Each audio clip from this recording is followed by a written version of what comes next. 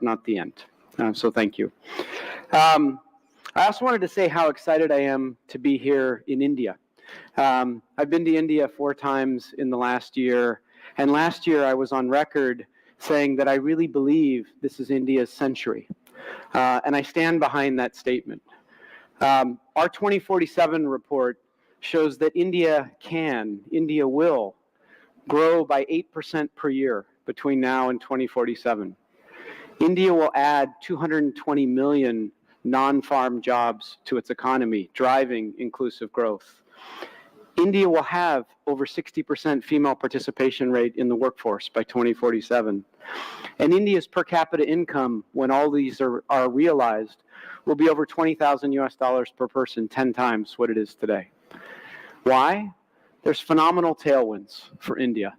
If you think about the world's talent factory, 20% of the world's talent resides here in the working population age. When we think about supply chains, we've identified over $1 trillion of economic value as supply chains are reimagined in India.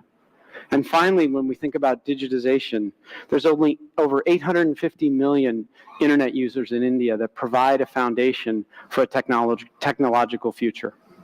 Maybe most exciting that all 3 of my kids reminded me of was the lunar landing. They all watched it. And as my daughter, who's in university, also pointed out, she said the total cost was less than Interstellar. And that shows something in terms of revolution, right? It's phenomenal. So I can think of no better place to start to talk about the issues that I'm about to tee up than here in India. It's India's moment, and India can lead on this dimension. Before I get into the formal launch of the report, I would also like to just perhaps share some contextual framework in terms of what's going on in the world around us. I would argue as we look at this decade and we embark on solving these challenges, there have been no time in history when the confluence of forces that we're dealing with have come together at the same time. Geopolitics is fundamentally changing. Demographics are changing at a rate that we've never seen. We talked about the North versus the South. Inequality continues to rise, and it's a topic that I will come back with. For 70% of the world's population, they live in economies with growing inequality. Climate is an issue that has to be solved now. It's not one that we can put off. And finally, the rate of pace of technological adoption is something that we've never seen before. Now, any one of these 5 issues could be a generational defining change. We have both the challenge and the opportunity to solve all 5 of these at the same time. So there's a unique context.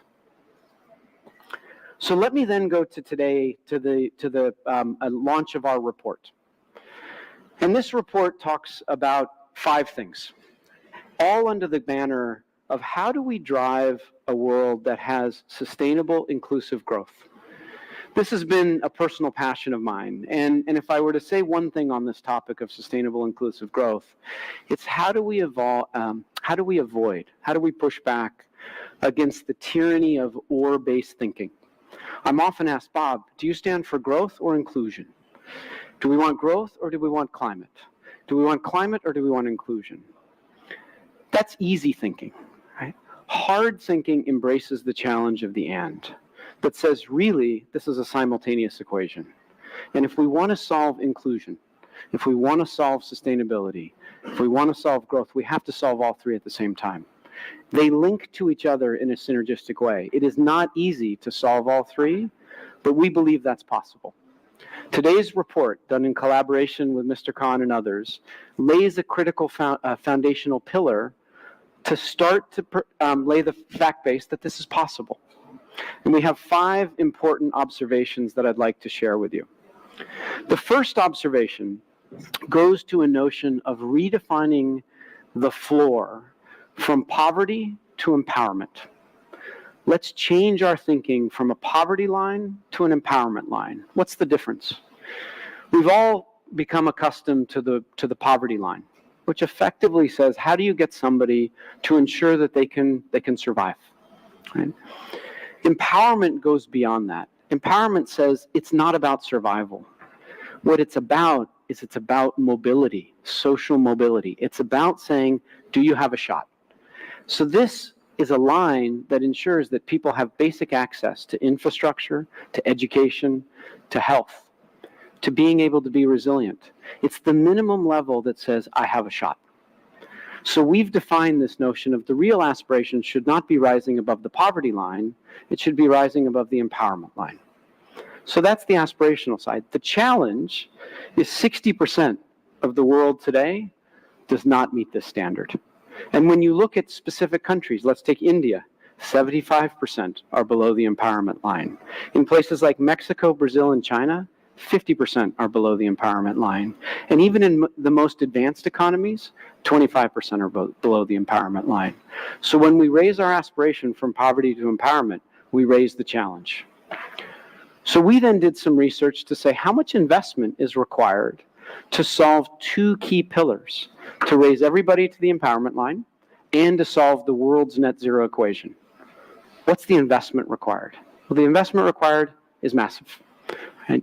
When you look at this on a global basis, it's 37 trillion US dollars to raise everybody to the empowerment line. It's a further 41 trillion US dollars to solve the net zero equation, which gives us a massive number of 78 trillion US dollars. The G20, which we're focused on today, plays the lion's share of that role.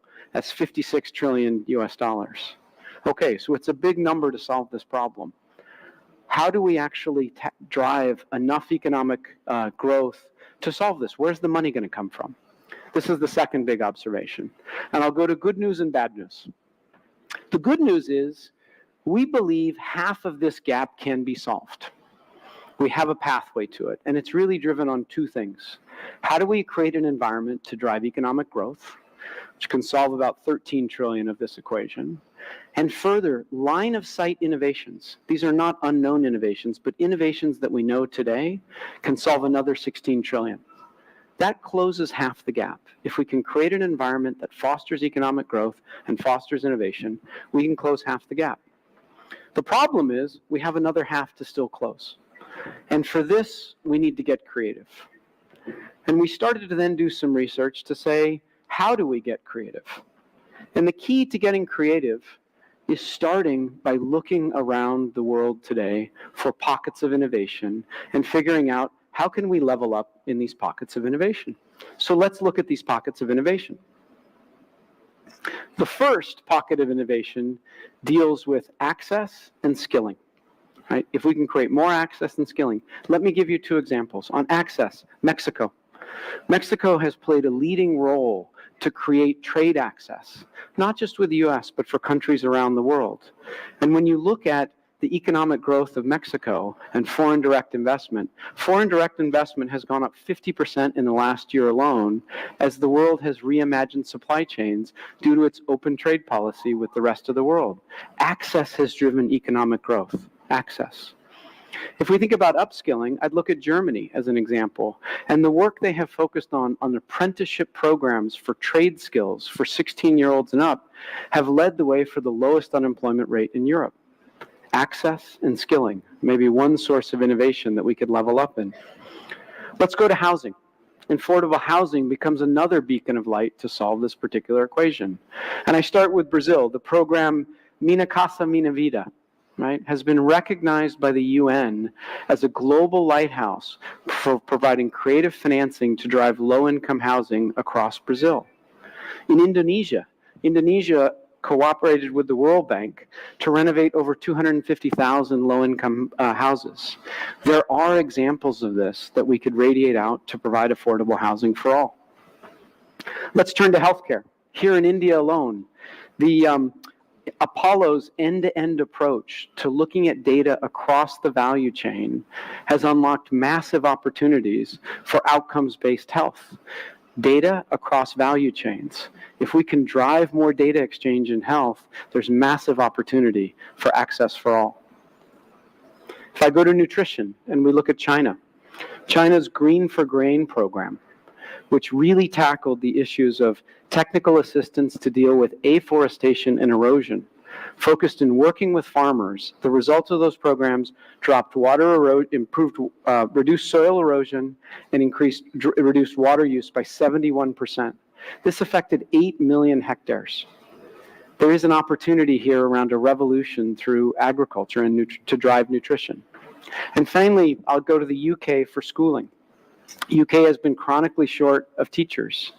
And by tackling this problem from the mundane, online applications to teachers, to also looking at the more complicated, balancing workloads, changing pay, they've doubled the number of applicants. From 2019, there were 2,800 applicants for teaching.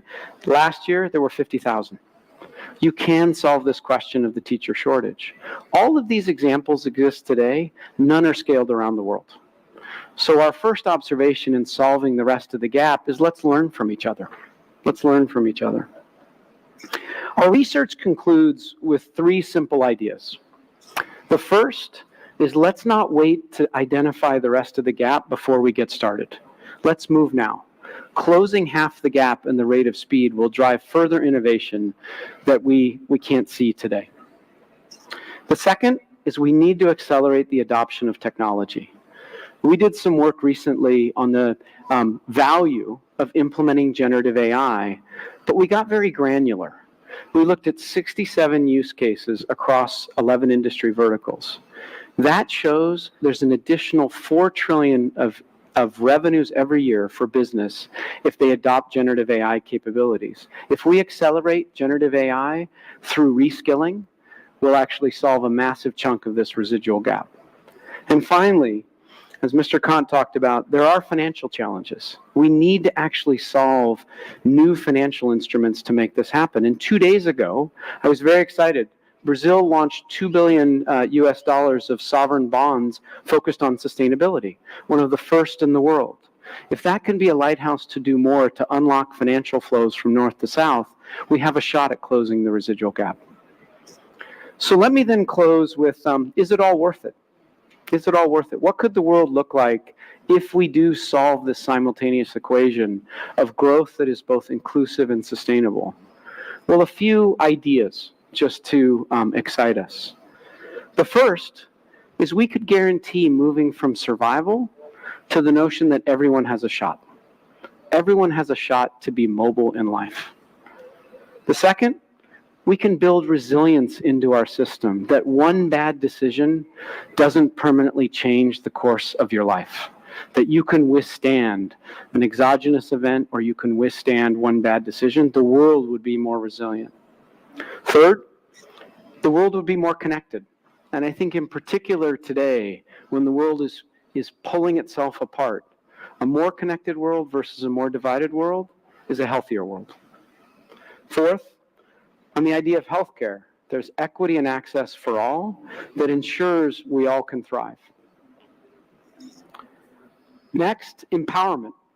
If we actually get to the empowerment line, everyone has the ability to participate in their communities. No voice goes unheard. And finally, on the environment, there's secure, clean, and affordable energy for all. So I think we can all agree this is the kind of world that we'd like to have. That's the conclusion of our report. And as I wrap up, I would love to proactively thank our hosts, Sonia and Vishnu, and Mr. Kant. Again, I'd like to thank you for the wonderful collaboration. Thank you all.